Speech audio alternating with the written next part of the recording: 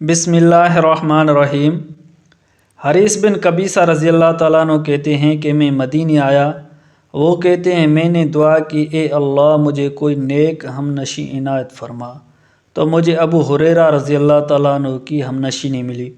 وہ کہتے ہیں تو میں نے ان سے کہا کہ میں نے اللہ عز و جل سے دعا کی تھی کہ مجھے ایک نیک ہم نشیں عنایت فرما، تو مجھے آپ ملے ہیں۔ آپ مجھ سے کوئی حدیث بیان کیجئے جسے آپ نے رسول اللہ صلی اللہ علیہ وسلم سے سنی ہو سکتا ہے اللہ اس کے ذریعے مجھے فائدہ پہنچائے۔ انہوں نے کہا میں نے رسول اللہ صلی اللہ علیہ وسلم کو فرماتے سنا ہے، قیامت کے دن بندے سے سب سے پہلے اس کی نماز کے بارے میں پوچھا جائے گا۔ اگر یہ درست ہوئی تو یقیناً وہ کامیاب و کامران رہے گا، اور اگر خراب رہی تو بلا شبہ ناکام و نامراد رہے گا۔